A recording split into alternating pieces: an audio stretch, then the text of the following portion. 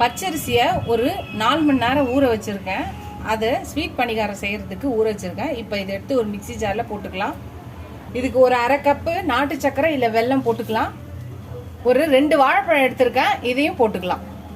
3 ஏலக்காய் எடுத்திருக்கேன், இதையும் போட்டுட்டு இப்போ எல்லாத்தையும் நல்லா நைஸாக அரைச்சிக்கலாம். அரைச்சிட்டு பார்க்கலாம். நம்ம அரிசி, வாழைப்பழம், நாட்டு சர்க்கரை எல்லாம் போட்டு அரைச்சாச்சு. இப்போ இதை ஊற்றிக்கலாம் ஒரு பவுலில். இப்போ ஒரு 4 மணி நேரம் ஊற வச்சுக்கலாம். அது புளிச்சு வரட்டும். புளிச்சதுக்கப்புறம் நம்ம ஊற்றிக்கலாம். இதோட பணிகார மாவு ரெடி ஆயிடுச்சு.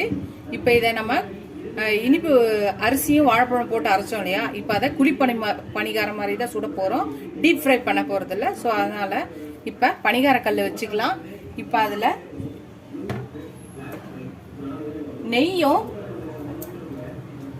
முதல்ல கொஞ்சம் நிறைய ஊற்றிட்டோம்னு வச்சுக்கோங்களேன். அதுக்கப்புறம் அதுலேயே நம்ம சுட்டு எடுத்துடலாம்.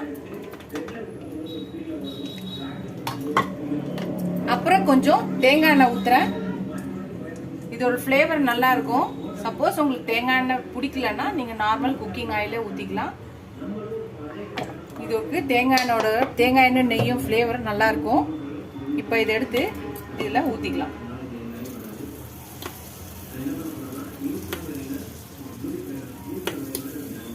எப்பயும் ஒரே மாதிரி பண்ணாமல் இந்த மாதிரி நம்ம ஒவ்வொரு டிஃப்ரெண்ட்டான ஒவ்வொரு ரெசிபீஸை நம்ம ட்ரை பண்ணி பசங்களுக்கு கொடுக்கலாம். அவங்களும் விரும்பி சாப்பிடுவாங்க.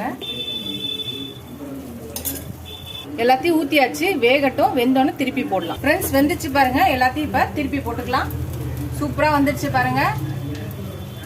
வாசனை, தேங்காய் எண்ணெயும் நெய்யோட வாசனை, அந்த ஃப்ளேவர் வந்து செம்மையாக இருக்குது.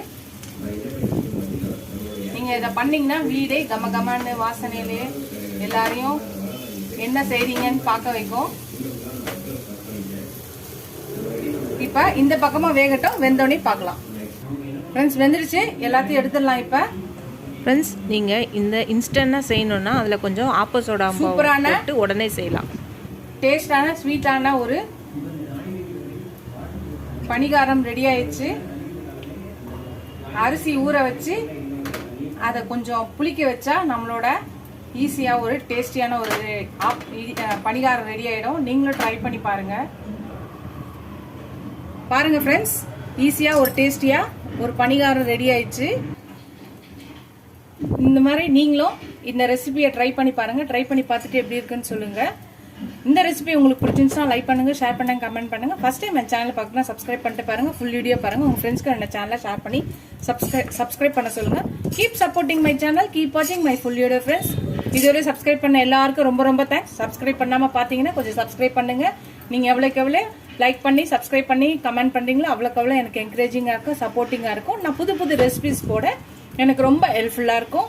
நீங்கள் எனக்கு என் சேனலுக்கு சப்போர்ட் பண்ணீங்கன்னு நினைக்கிறேன். இதோட அடுத்த வீடியோவில் அடுத்த ரெசிபியில் பார்க்கலாம். Tata, bye bye friends.